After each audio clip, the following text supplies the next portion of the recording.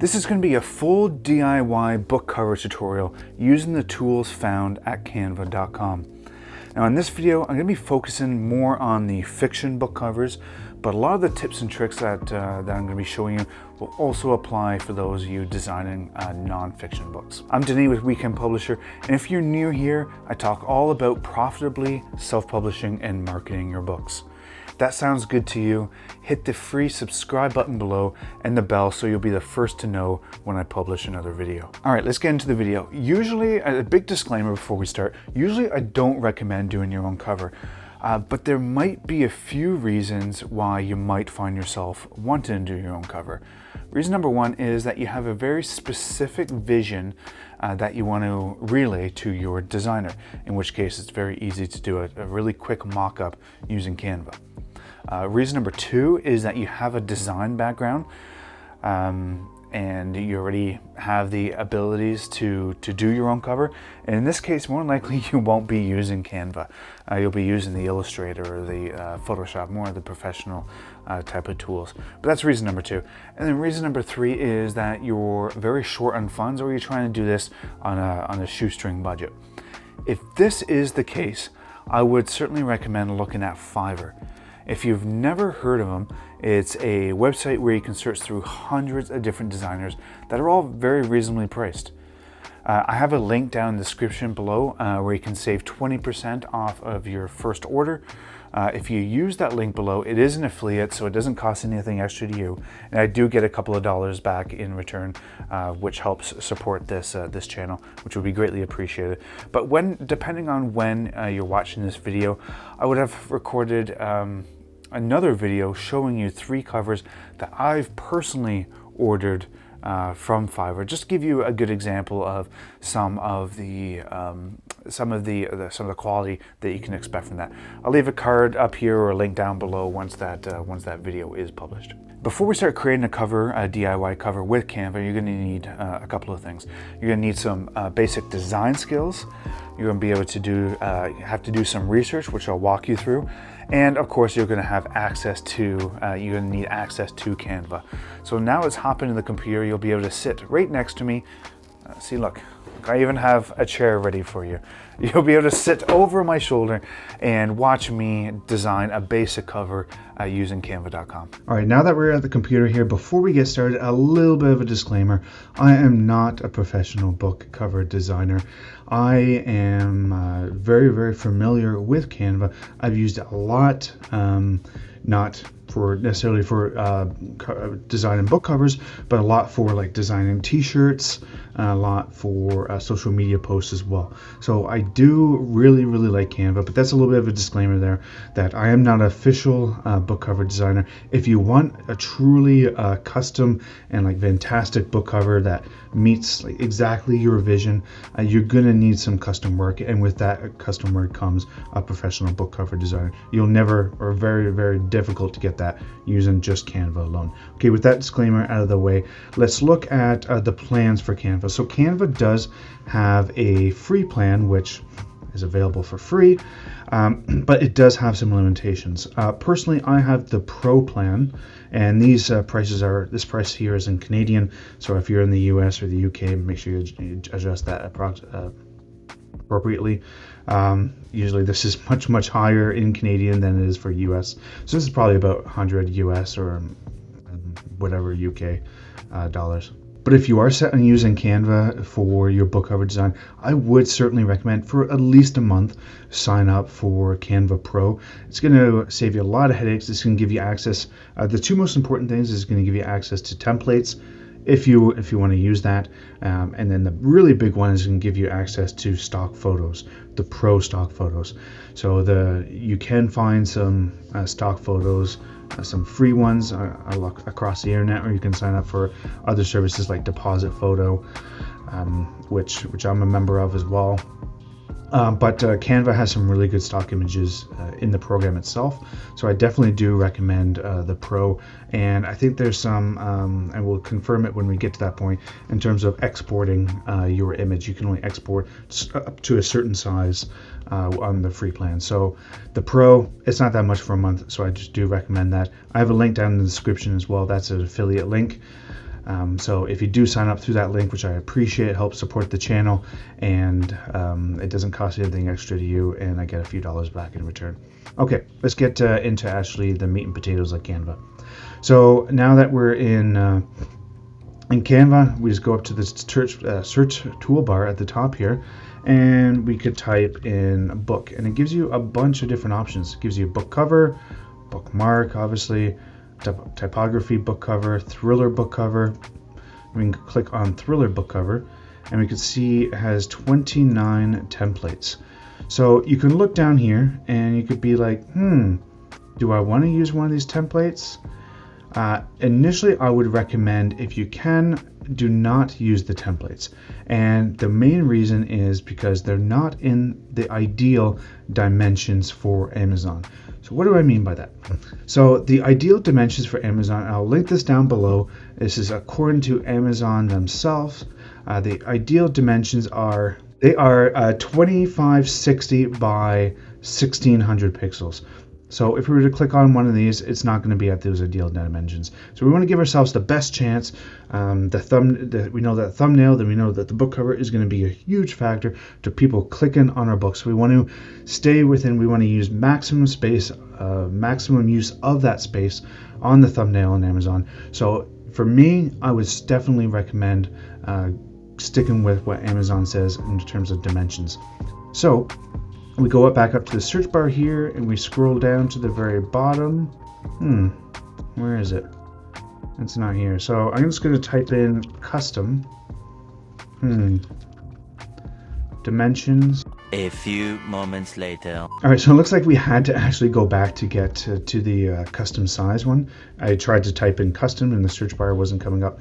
So we head back to our sort of landing page on the dashboard. Click on custom size. We want a width of 1600 and a height of 2560 pixels, and we create a new design. Now that we're here, if we still want to use a template, on the left hand side here, the very top in the side toolbar, they have templates. So we just type in, let's say, book covers, and we could type in different romance book covers, thriller book cover, creative, photo book cover, notebook. There's a ton of options here. So if you still want to use a, if you feel comfortable picking a template, it's still available. You just click and drag that, and it fills in the whole dimensions. This is where if you have a pro versus a free account, you're going to notice a big difference in the quality and the quantity of the templates. So this is a big reason for using the pro account. But before we start designing, before we start using a template or anything like that, we need to do a little bit of research. How do we do that research? That's a good question. So let's use an example of a mystery book. Say you are writing a mystery book and you want to design a cover for that. First of all, the step number one is to go to Amazon and start looking at the top selling mystery books. And you could either do that through categories on the left hand side. I just typed in mystery book in the top, and you get a good impression of how popular a book is just based on the reviews. So we start looking at some of the most popular, what is ranking the highest for the term mystery book, which is a very, very competitive term. So you would assume that these are doing well. So yeah, we can look at the sponsored ones here, but let's scroll down and see which ones are ranking there organically. So let's get sort of a feel of what the top covers are looking like. Obviously, we're never going to be able to, or nor do we want to copy these, but we want to take inspiration from these. We want to fit in with the pack. You don't want to stand out as having a really, really cheap cover. And that's one of the huge risks that you run when you're doing it yourself, is you're going to stand out as having a cheap cover. It's going to look amateur. People will assume that the writing, right or wrong, they're going to assume that the interior is as amateur as the exterior. So what we're trying to do is avoid that as much as possible by taking inspiration from the best-selling books. So we're looking down here. So in the mystery category, we can see there's a lot of mysterious, obviously, type of book covers. They're usually dark with a very clean font, and we could tell that the title takes up the majority of the book cover. Yeah. Yeah, and this is a really good thing to point out here is that book covers are essentially there's two aspects to book covers. Yeah, it could be broken down into a lot more aspects, but there's essentially two aspects to book covers. There's the font, and then there's the photo. So we need to nail those two. With Canva, it's very easy-ish to get the font, not so much the grading and some fancy things with font, but it's usually pretty easy with the font. The photo is usually where it's a little bit more difficult, where we're really, really limited with what sort of manipulation we can do with the photo. So now that we have a good idea of what we want, we have sort of a dark background, we have clean font, bold font that takes up a majority of the book cover. So say something like this here. This is kind of what I'm talking about. This book cover is extremely high quality. You could see how the cold in the lake and how the lake is submerged and the cold is partially submerged, like sort of like an iceberg, like that. That is something we'll never be able to create in Canva. For that, you need a really high quality professional designer. So just sort of setting the expectations here of what we can do in Canva. So let's head back to Canva. And let's start creating something for a mystery book. So I'm going to fast forward through this, and you'll be able to watch in fast forward time of me picking a photo and picking a font.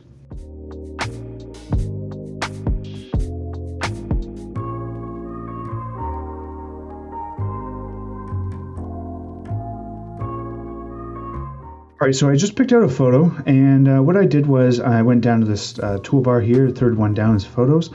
I typed in cabin on the lake because that's a very big mysterious mystery trope, and let's say my book features a cabin on the lake. So I typed in cabin in the lake. I clicked here for the filters. We obviously want a vertical photo, and I applied filters, and what I did was I just started looking through. I started just grabbing, left clicking, and just dragging over the photos onto our actual workspace here. And what I do is, and this is what I did a lot for designing shirts, is that I'll see a photo that I kind of like, but I'm not really sold on it. So instead of grabbing another photo and putting it on top of that one, what I do is I just go and then below right here, I just click add a page, and it adds a page and it scrolls me down to where that page is. So what I can do is just grab another one and just click and drag over and see if I like that. So that's all I do. So now I have 4 different photos and be like, I kind of like this one.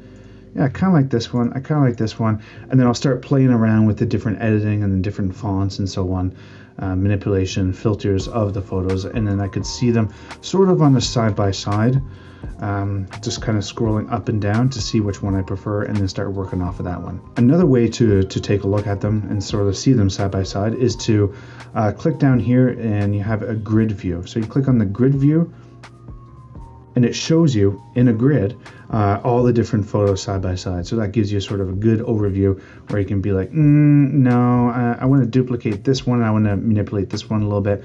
Or I'm going to just throw that one in the trash, and no, I don't like this one. Okay, let me just get another one and it duplicates that one. Okay, so that's another good way of really taking a look at it as a whole as well. So we have our photos. So now this is not really dark and mysterious. These are just sort of plain pictures of a cabin in the woods. And yeah, it could be used as a book cover right here as it is, but it's going to look a lot better if we tone it, if we darken it up a little bit, if we add some mysterious elements to it. So if we click on filter, we have a bunch of different filters here. We can click on drama. You can see here that it already started looking a little bit, and we could use the intensity.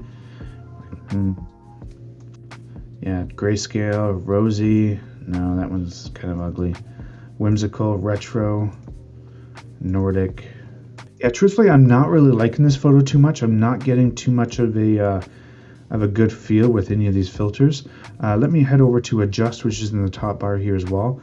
Vignette, which adds in some darkness around the edges, is really going to help sort of darken this a little bit. You could see at the top here, not so much at the bottom, but at the top you can really see it slowly start to darken. I'm going to play around with the contrast a bit. yeah, I'm not really loving that. Let me try the second one. And this is what it's all about, is just constant experimentation. You grab the next one, you throw on a different filter, throw on some other adjustments, and see which one you like best, and then start moving forward with that one. So let me just fast forward ahead while I manipulate these photos, and let's see which one comes up top to move forward with.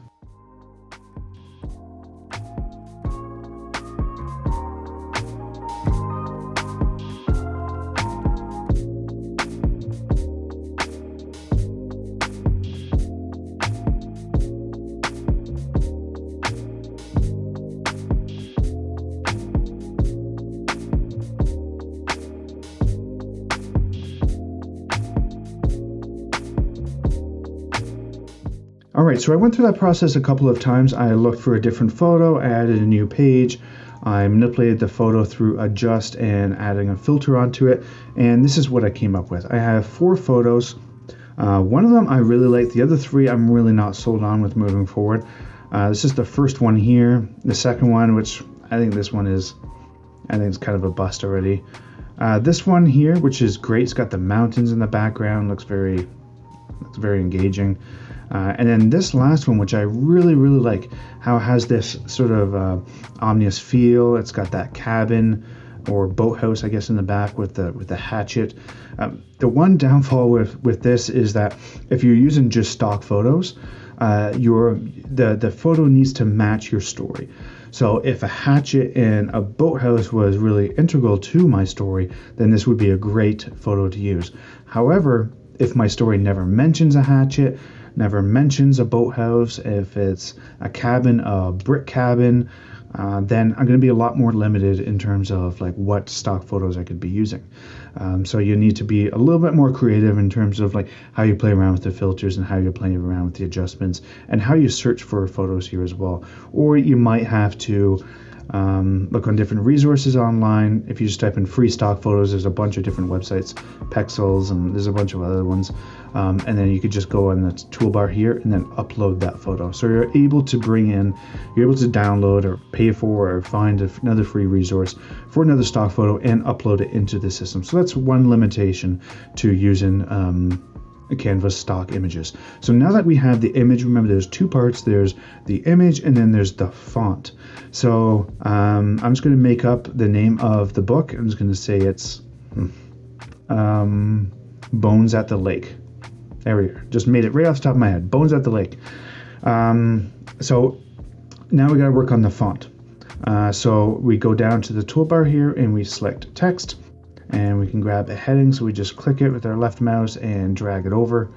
And let's make that bigger here. So remember when we were looking through the research where the font took up the majority of the actual book. So we want the title. So in terms of what we want on the book, we want the title. What was it called again? Oh yeah, Bones at... You know what I'm going to do is I'm just going to Control-C, Control-V, copy and paste this, because I think I'm going to have Bones and at the, and then Lake. I think is going to be slightly different, maybe not different fonts, but certainly different sizes. So we want the book title, and then we want the author name. So let's just say Denis Karam. There we are. Let's put my author name. That's not much of a stretch. There we are. So with font, it's very easy to manipulate this. To make it bigger or smaller, we just click on one of the circles in one of the corners, and we can do that with any of them. Obviously, black is not going to work here. So to change the color, we just go up here to text color, and let's just change it to white. There we are. Let's just change all of this to white. Let's make this a little bit bigger. Bones at the Lake. Okay, so this is the default font that I have for one of my businesses in Muley Bold. So I created like a palette and everything, and That's just the default font that comes with my business and with my account. But this Muley is just really not working for me for this book cover. Let's just take a look at it in all caps, and you could check that out with, where is it? Here it is. So in the more, and the only reason why I couldn't find it is it has this more is because I have the screen a little bit smaller so I can record this properly. And then you can do uppercase, and that will change that to uppercase. Yeah, I like that already. Click on more, and it's just shown by a little a and then a big A next to it. Uppercase. Here we are. Boom, and I'm going to throw in some uppercase onto my author name as well. You know what? That's not half bad in terms of my author name at the bottom. That's not looking too bad. All right. And again, I'm not a designer here. I'm just literally just playing around with this. And again, this is what it's all about, just constant experimentation in terms of where the font is going to go. And really the most important thing is what font are we going to use? So let's select the text, and this again is where there's some advantages to having the Canva Pro, is where some of the fonts are not going to be available to you on the free plan. So if you remember our research there, and remember that the font or the title took a big chunk of the actual book cover, and the font was very clean. So we wanted to keep that in mind. We could also search here. We could search directly for clean font. And again, this is a lot of experimentation. We could just click the font and then just go to the next one, see if we like it or not. If we like something like this Montserrat Classic, I kind of want to take to the next level to experiment with. So I'm literally just going to go up here, up to the top, and duplicate this page, select the next one, and just go down and keep testing out different fonts. And I kind of like this one too, actually. So I'm just going to fast forward through this while I keep duplicating, selecting all the font, and just checking out different fonts. So some of the fonts are going to take up more space than others, like this one here. In that case, I just make it a little bit smaller just so it could fit in, so I can get a good look at actually how it's turning out. And no, that's ugly.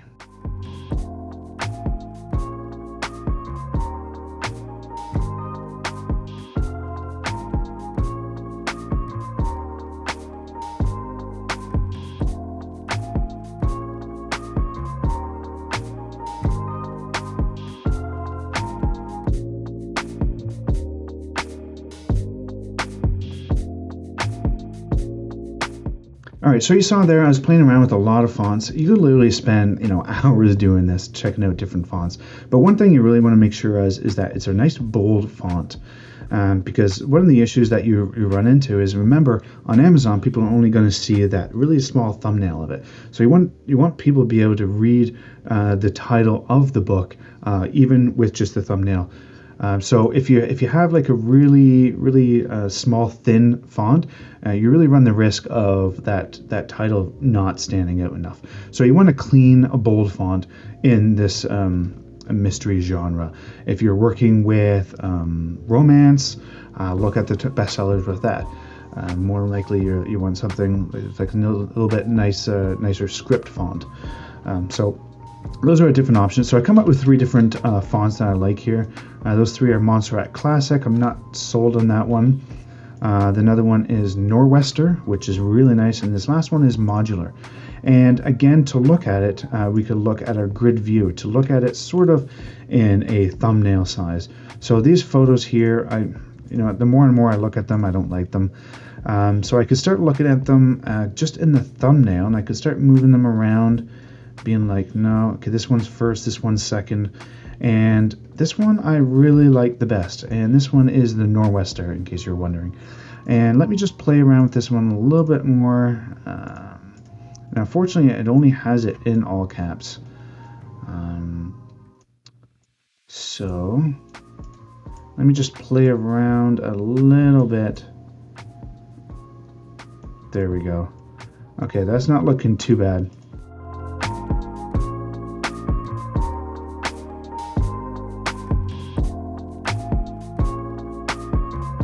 there we are. I played around with the font a little bit. I changed up the size. I changed the author name, because the author name and the title doesn't necessarily need to be the same font. You can have different fonts there. Even that could be a different font, and that's what I'm thinking about changing as well. So it's not so bold in your face. So for my author name here, I used the font Quicksand, and let me just see how it looks. If this was, let me just throw all caps. Yeah, I like that. I like that. Again, I'm not a professional designer, but this looks pretty decent so far. So one last thing we could do with the font to give it that extra punch for it to stand out. So one thing we can do is up here is change the transparency. So remember in those bestsellers, the font was really really great looking. It had some like gradients to it, and it had a little bit of background into it. We can't do too much of that, but we can do maybe just a little bit, and just turning down the transparency. Here you have to kind of balance out with it looking part of the actual book, like it really integrating it with the photo, but not so much where the font starts getting lost in the photo. So you could play around, just like with everything up until this point, play around with the transparency, and there we go. And we can also play around with the effects. So we select all the text, just click and drag to select all the text effects, and there's a bunch of different effects here. Most of them we're not going to bother with. There's like hollow, and that just makes it look crappy, but glitch, that's not really going to work. Lift, out of the 9 effects, that's one that we're going to be using. And what that does is it gives a little bit of a shadow behind the text, and it gives it that little extra punch to make it stand out. Yeah, that's not too bad. Well, one thing that Canva unfortunately really, one feature that they really need is stroke. Stroke does it. What it does is just it gives it a little bit of you can add a little bit of an outline to the actual characters in the text and give it that extra pop. But that's one thing they're kind of missing. I'm not super keen on that font now that I'm looking at it. Let's make it maybe just a little bit smaller. Angle it. Let me just play with the transparency just a little bit more.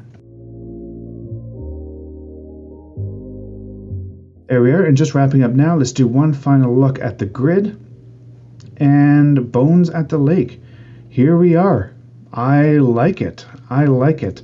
And that's how you do a book cover for Kindle, just using Canva, either the free or the paid plan. And this was done just in real time. This took me maybe 10-15 minutes to do this. Is this going to win any book awards, like in terms of the cover design? No, absolutely not. But is it going to be attractive enough for somebody to pick up and open up and read the book description? Yeah, I think so. And one last thing is just make sure it's all centered. When you play around with it, it gives you the purple centered line. And then we download it. So to download it, we click in the top right hand side here, download. We want to keep it at size 1, those initial dimensions that we picked. And we want to keep it a PNG file as well. That's going to give us the best quality. And we hit download. And in a couple of seconds, you'll be able to download it and use it on Kindle. That was the full tutorial, DIY your own book cover using Canva. Let me know, are you going to be using Canva to design your book cover? After watching this, are you thinking, you know what, that's a little bit too much for me. I'm going to go Fiverr, or I'm going to just use this as a mock-up just to give a professional to get it done. Either way, let me know, comment below. Subscribe if you found this useful. Like this video. This is one of my first videos on this channel, so it goes a long way. The support goes a long way. Remember, I have links down below for Fiverr and for Canva, and for the exact dimensions for creating a book cover for KDP. I'll see you in the next video. Thanks for watching all the way to the end.